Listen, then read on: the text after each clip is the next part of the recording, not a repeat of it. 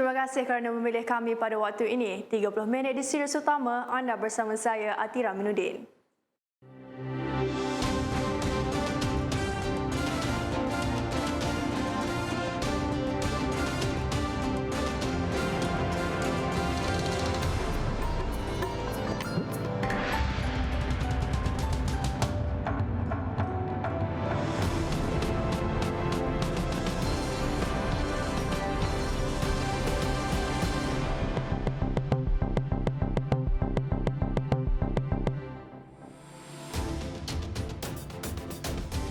Kapasiti pusat vaksin OKU akan ditambah.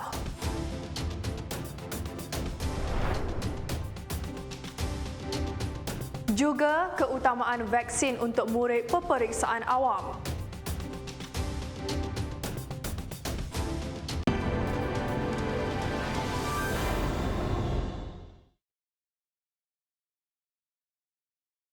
Kadar kebolehjangkitan atau RT di Malaysia kini berada di bawah paras 1.0 untuk tempoh hampir 2 minggu.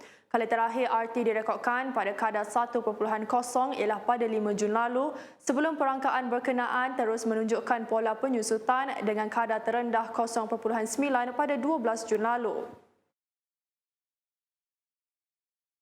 Berdasarkan statistik yang dikongsikan Ketua Pengarah Kesihatan Tan Sri Dr. Nur Hisham Abdullah, Selangor merekodkan RT pada tahap 0.92 meskipun menjadi penyumbang terbesar terhadap peningkatan kes harian.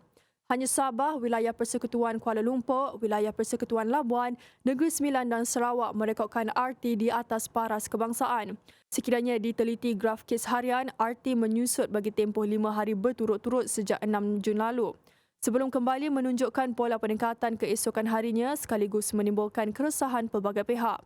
Pertubuhan Kesihatan Sedunia WHO pada Mei lalu menetapkan TPR mana-mana negara seharusnya kurang daripada 5% kerana ia kriteria petunjuk jangkitan COVID-19 di sesuatu lokaliti terkawal.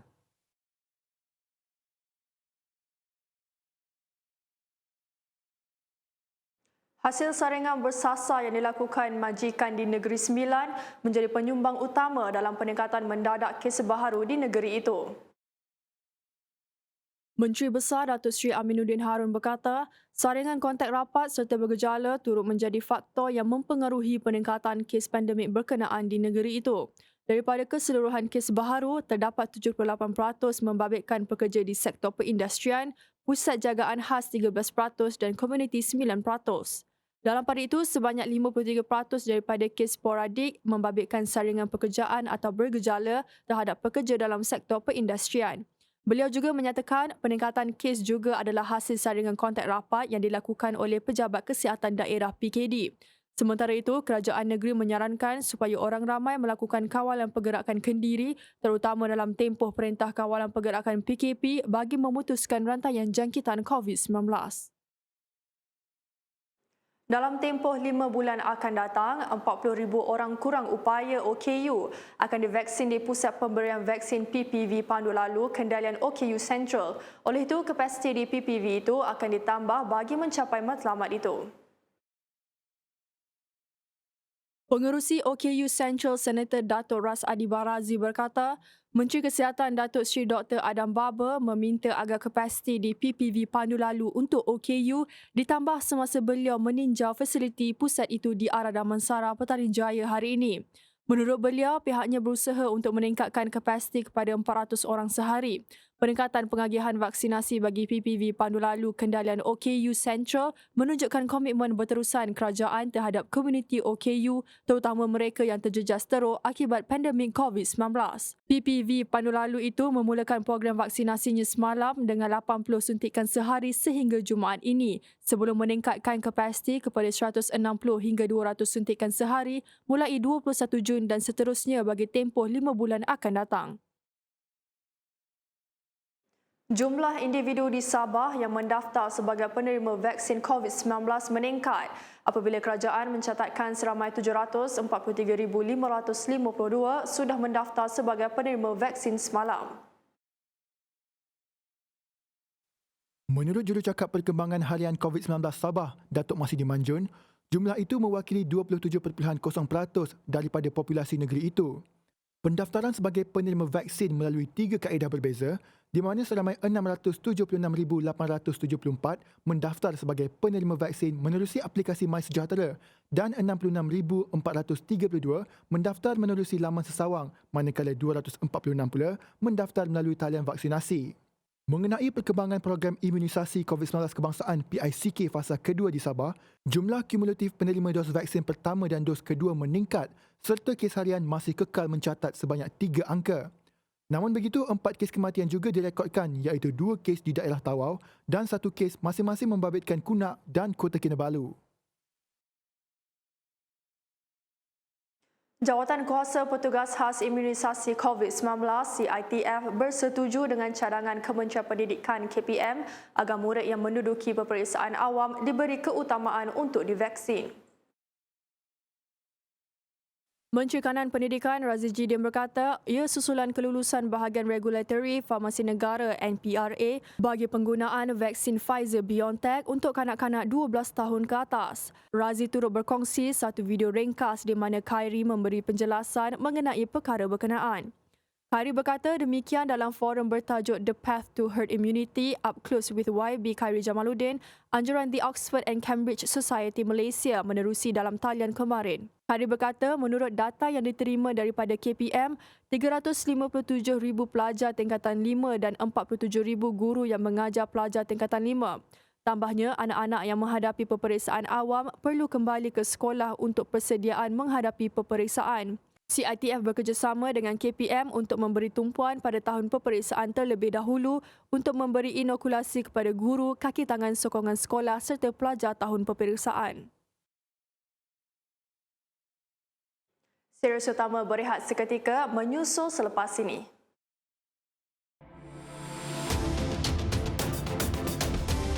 Thailand bakal buka sempadan.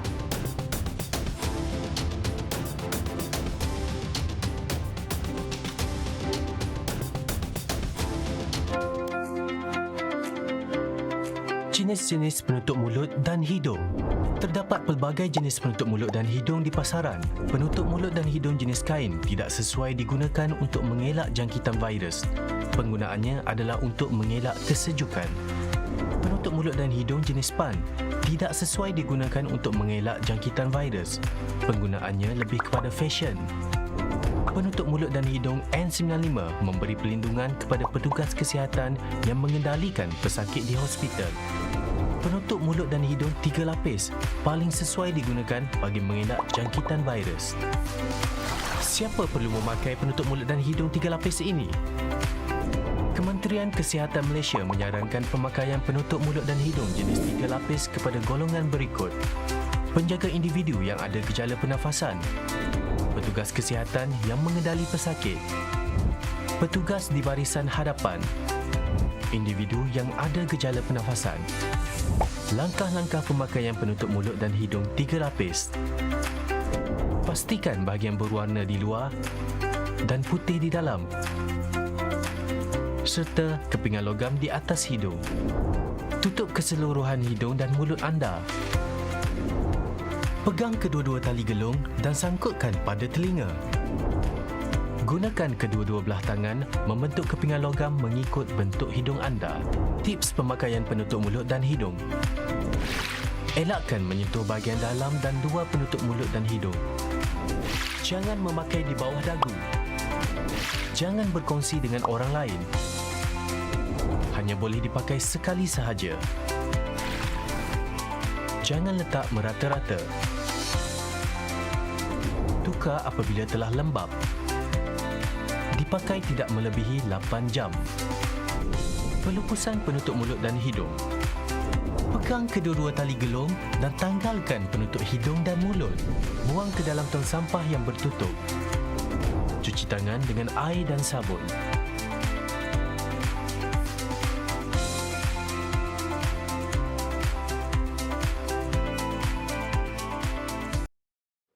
Bertemu kembali.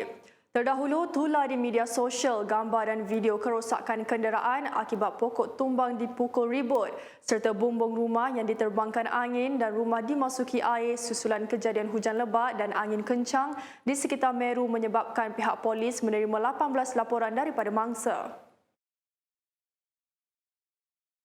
Menurut Ketua Polis Daerah Kelang Utara, Asisten Komisioner Nurul Huda Muhammad Saleh, setakat ini 18 laporan dibuat oleh mangsa seperti bumbung rumah diterbangkan angin, kenderaan rosak akibat pokok tumbang dan rumah dimasuki air. Bagaimanapun, kejadian yang berlaku sekitar jam 2.30 petang hingga 4.20 petang itu tidak membabitkan kecederaan atau kemalangan jiwa. Sementara itu, Ahli Dewan Undangan Negeri Adun Meru Muhammad Fakhrul Razi Mokhtar menerusi Facebooknya turut memuat naik perkembangan kejadian. Beliau bersama Ketua Kampung Meru Azman Mohamed Tawil meninjau dan membantu mangsa yang terjejas akibat kejadian itu.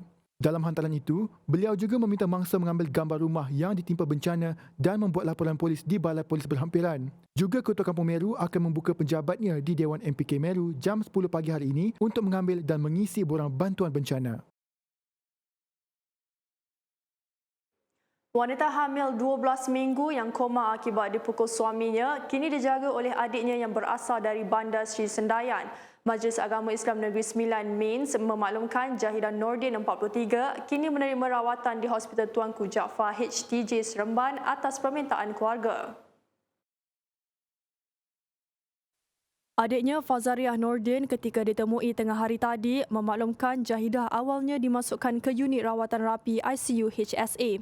Dalam pada itu, MINS melalui unit khidmat kesihatan menghulurkan bantuan wang tunai sebagai permulaan dan mengambil beberapa maklumat lain bagi bantuan seterusnya. Terdahulu, pada 17 Mei lalu, Jahidah yang juga penjawat awam dan bertugas di sebuah jabatan kerajaan di Johor dikejarkan ke HSA selepas dipercayai dicederakan suaminya. Mangsa cedera parah dan sebahagian tempurung kepalanya terpaksa dibuang akibat pendarahan selain rahang, tulang belakang serta rusuk retak.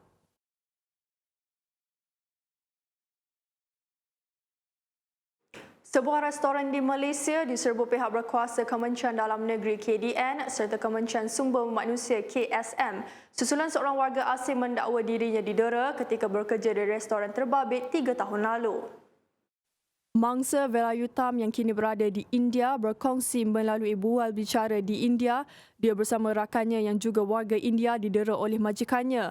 Rakannya juga diliwat ketika bekerja di restoran tersebut. Menurut pegawai KSM yang dikenali sebagai Roslan bersama pihaknya menyerbu restoran tersebut semalam.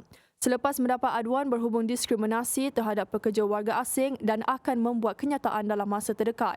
Velayutham yang bekerja di Malaysia pada tahun 2018 mendakwa dirinya ditipu seorang ejen yang menjanjikan dia akan mendapat permit kerja dalam masa 6 bulan namun gagal dikotakan. Dia sering dipukul, tidak dibayar gaji dan dikurung serta pasportnya turut dibakar manakala rakannya diliwat dan disimbah petrol. Bagaimanapun, dia berjaya melepaskan diri sebelum pulang ke India pada awal tahun 2019. Lelaki ditahan polis selepas disyaki mencuri sejumlah pakaian seorang wanita termasuk pakaian dalam di sebuah kondominium dekat Bandar Sunway, Petaling Jaya.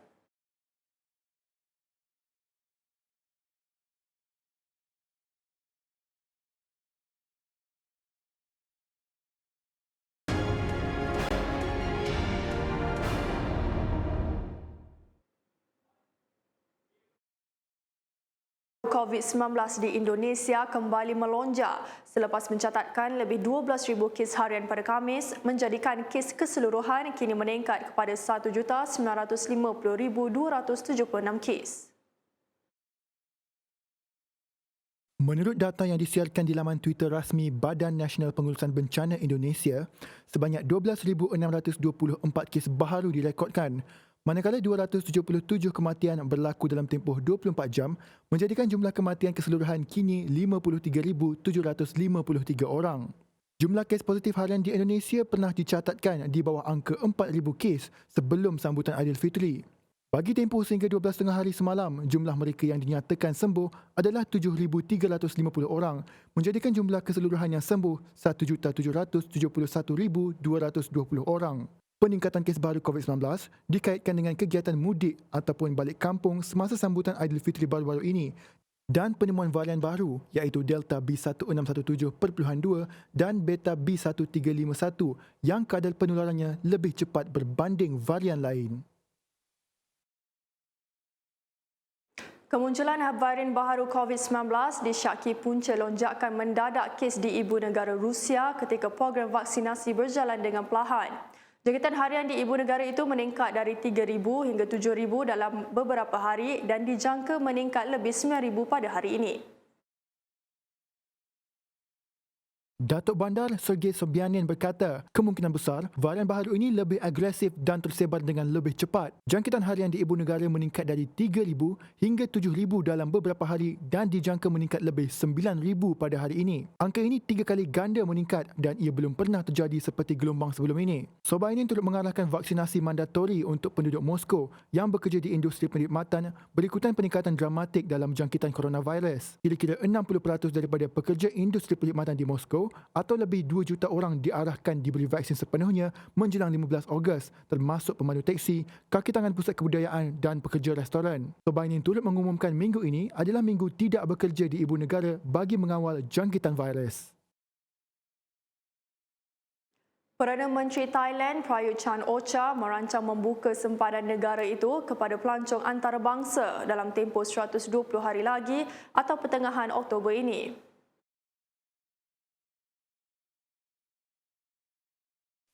Media tempatan melaporkan kerajaan Thailand menyasarkan pembukaan sempadan negara itu bermula pertengahan Oktober ini. Prayut juga meminta semua destinasi pelancong utama dibuka sekiranya sudah bersedia dan pelancong asing yang sudah melengkapkan suntikan vaksin tidak perlu menjalani kuarantin lagi. Thailand sedang menyelaras dengan 6 pengeluar vaksin iaitu Pfizer, Moderna, AstraZeneca, Sinovac dan Sinopharm dan sudah menempah sebanyak 105.5 juta dos vaksin yang dijangka diterima sepanjang tahun ini. Tambahnya, sebanyak 10 juta dos vaksin dijangka dihantar setiap bulan dan sekiranya berjalan lancar, menjelang Oktober sekurang-kurangnya 50 juta penduduk Thailand sudah menerima sekurang-kurangnya dos pertama vaksin. Malah, Thailand juga akan mempergiat usaha untuk mendapatkan lebih banyak vaksin pada tahun hadapan. Teruskan bersama kami dalam serius utama Menarik Dalam Sukan selepas ini.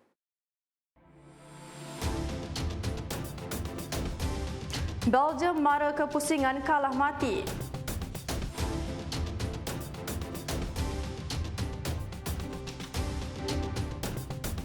Beberapa negara di seluruh dunia seperti China, United Kingdom, Jerman, Amerika Syarikat dan Kanada sedang membangunkan vaksin untuk mencegah virus COVID-19. Vaksinasi adalah langkah pencegahan yang paling berkesan untuk mencegah penyakit berjangkit seperti COVID-19. Vaksinasi merupakan suatu bentuk rawatan yang membolehkan tubuh badan melawan jangkitan. Ia dilakukan dengan bantuan sistem imun tubuh yang terdiri daripada rangkaian sel, tisu dan organ yang bekerjasama untuk melindungi tubuh daripada kuman yang berbahaya. Apabila kuman ini masuk ke dalam badan anda, ia akan menyerang jangkitan yang membuatkan anda sakit. Sistem imun badan anda bertindak seperti pasukan tentera yang sentiasa melakukan rondaan di dalam badan. Apabila kuman masuk ke dalam badan, ia akan memberikan amaran seperti penggera dan sel-sel imun yang bertindak sebagai tentera akan diaktifkan untuk melawan dan membasmi kuman berbahaya tersebut. Kemudian, sistem imun anda akan menyimpan memori mengenai kuman tersebut supaya dapat bertindak balas dengan segera untuk jangkitan yang sama pada masa hadapan. Tindakan perlindungan ini digelar immunity di mana dalam beberapa kes tertentu ia dapat bertahan selama seumur hidup. Vaksinasi berupaya untuk mencegah jangkitan dengan lebih cepat dan berkesan. Oleh itu, vaksinasi adalah sangat penting untuk memberikan perlindungan kepada semua individu yang tinggal di dalam komuniti. Adalah penting untuk Malaysia bekerjasama dengan negara-negara yang sedang membangunkan vaksin COVID-19 bagi menjamin kesihatan dan kesejahteraan warga Malaysia untuk jangka masa panjang. Pada masa yang sama, hendaklah kita mengamalkan langkah-langkah pencegahan dan kawalan kendiri, patuhi SOP dan terus membudayakan norma baru dalam kehidupan seharian. Pesanan komuniti ini dibawakan oleh Kementerian Sains, Teknologi dan Inovasi dan Akademi Sains Malaysia.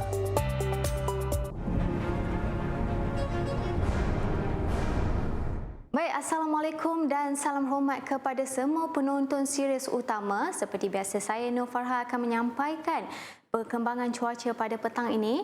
Rantau negara kita kini masih lagi menerima dominasi tiupan angin dari arah barat daya dan juga dari arah timuran ke semenanjung Malaysia serta Sabah Sarawak dengan kelajuan kurang daripada 40 km sejam dan terdapat kawasan penumpuan angin di semenanjung Malaysia yang membawa kepada kelembapan yang tinggi serta hujan dan ribut petir di 1-2 tempat di kawasan berkenaan.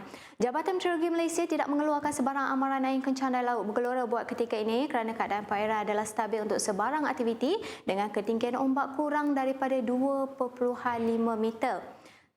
Seterusnya, kita perhatikan pula kepada paparan imej satelit semasa.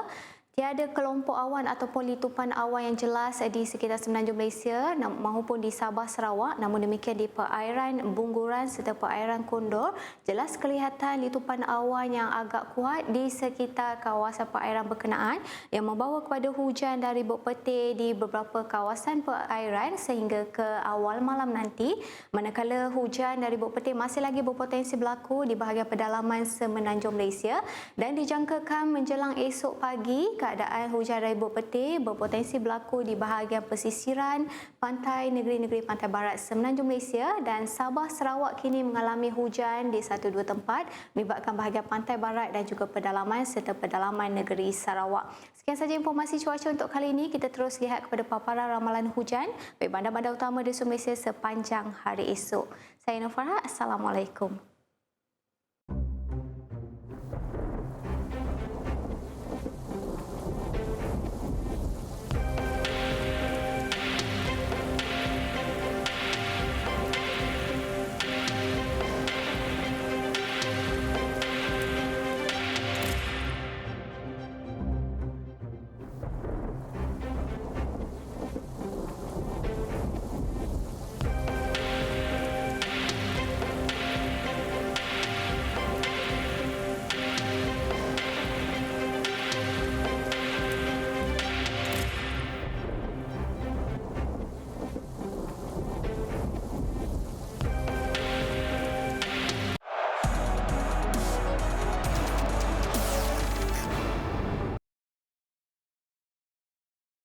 Juara terbuka Amerika Syarikat Dominic Thiem ikut jejak bintang Sepanyol Rafael Nadal menarik diri daripada menyertai tamasya Sukan Olimpik Tokyo 2020. Keputusan itu dibuat memberi tumpuan terhadap saingan Wimbledon dalam misi mempertahankan satu-satunya gelaran Grand Slam di sandangnya di New York. Tambahnya, beliau masih belum sedia menghadapi Olimpik Tokyo selepas pencapaian yang kurang memberangsangkan sepanjang tahun ini. Sebelum ini, tim tersingkir awal dalam terbuka Perancis pada pusingan pertama meskipun pernah meraih 2 gelaran naib juara di Paris. Belgium menewaskan Denmark 2-1 melalui Kevin De Bruyne yang menjaringkan gol kemenangan ketika di Copenhagen malam tadi untuk mara ke peringkat kalah mati Euro 2020.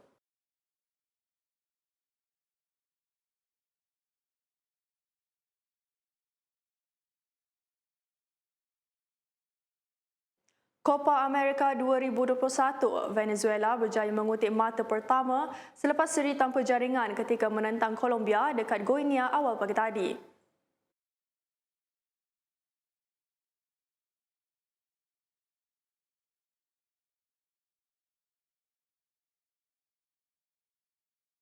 Sekian dulu Sirius Utama buat masa ini. Amalan menjaga SOP sudah menjadi sebahagian dari hidup kita. Kekalkan penjarakan fizikal, terus lindungi diri dan keluarga bagi memutuskan rantaian COVID-19. Salam hormat dan Assalamualaikum.